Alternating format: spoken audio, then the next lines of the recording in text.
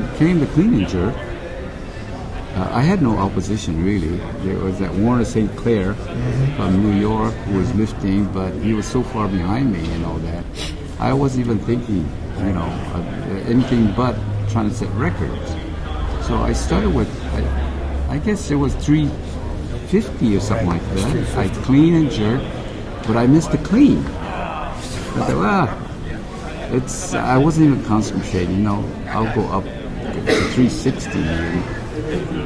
I cleaned it, I missed the jerk, I think. And then, that was a funny part. I looked to John Davis, a teammate and all that, and someone who could help me out. I said, John, you know what, I failed my clean on that. What do you think I should do? And all that. He says, I don't know, you selected the weight. It threw it right back to me. Yeah. And I thought, well, that's right. I selected the weight. I should have stuck with the 350 to begin with. Right.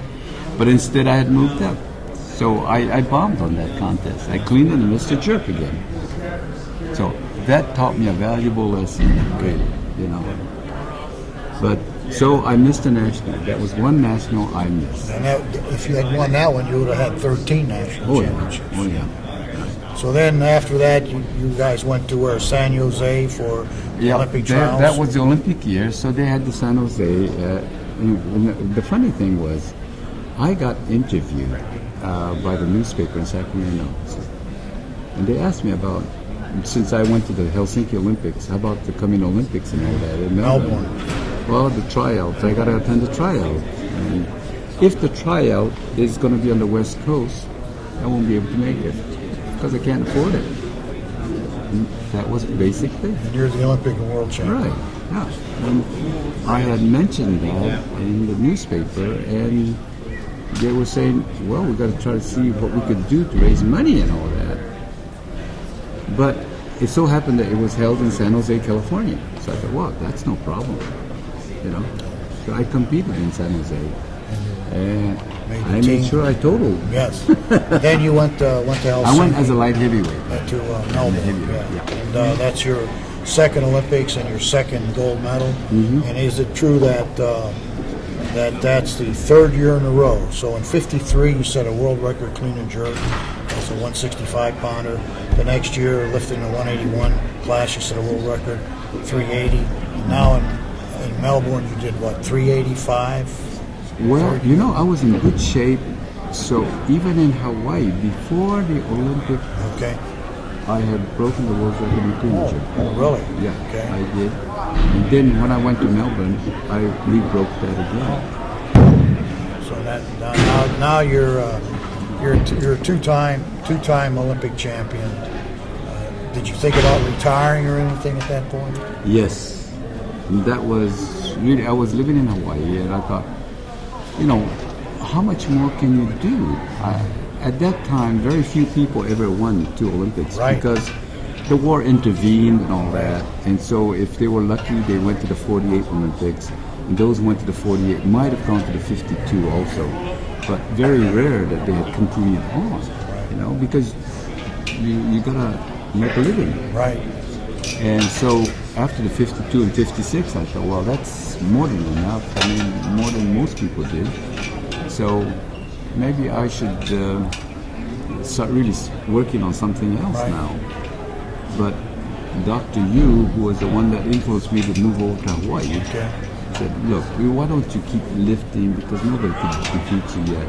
Okay. So just stay with it, that's all. And so that's what I did. I thought, I'll just compete. So then you went 57, you won your another World Championships, National Champion. How about 1958? In 1958, you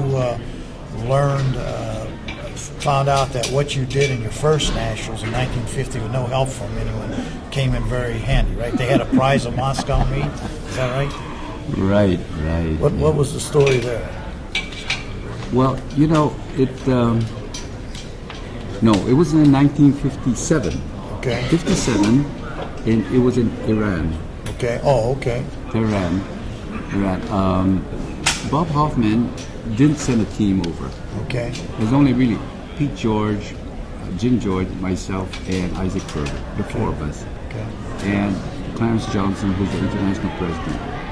All of us just went like that. No coach or anything. So we helped each other. And in the meet that we had in my class, I was competing against Bazanovsky. You went back down to Right. 165. I was in the middleweight again. And Bazanovsky had improved quite a bit. After the press and the snatch, we were kind of tied. Going into the clean and jerk, I was confident that I was going to lift good. So in the first clean, I missed the clean because I wasn't even focused.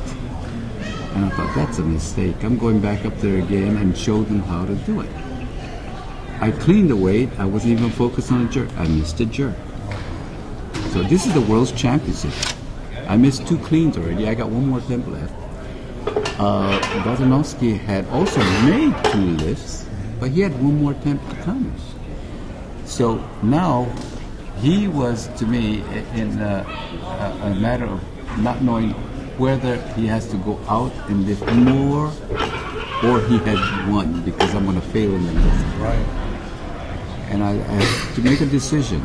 Should I take the same weight again that had failed twice now, or go heavier because I have to see what he's going to do. Right.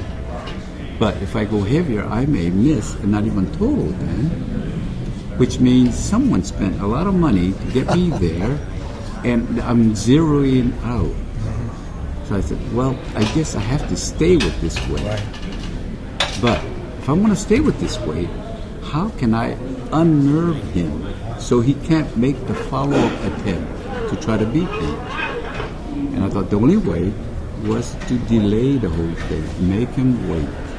And he would not know whether he has to go up for his 3rd attempt or not. So I did everything to waste time. In those days, you had 3 minutes from the time you're called to be on the platform. It doesn't necessarily mean you have to be lifting. You had to be on the So platform. I thought, well, I'm going to take the 3 full minutes before I'm on that platform.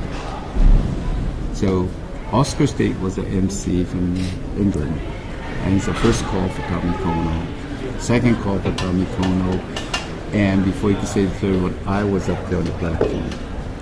And I decided I'm going to waste my time on the platform, making sure the weight is loaded up properly, making sure it revolved good, and all that kind of stuff.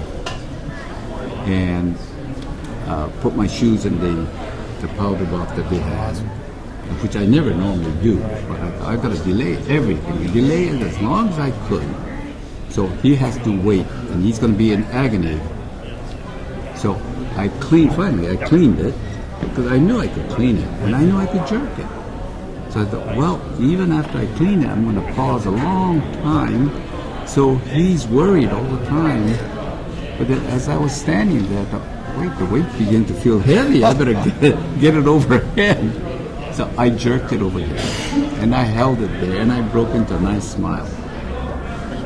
And when the referee said down, I put it down. The Iranian group, the public, went crazy. And some got on the stage and picked me up and carried me down like I was a hero, And I thought, wow, the contest isn't even over yet because the Russian has 1 more attempt. But now he's forced to take heavier weight, and this should be demoralizing because everybody's making it look like that's the climax. Right. There's nothing more to it. And sure enough, he went up there, he made a token coup, and that was it. He just couldn't do it. Yep. I destroyed him with that.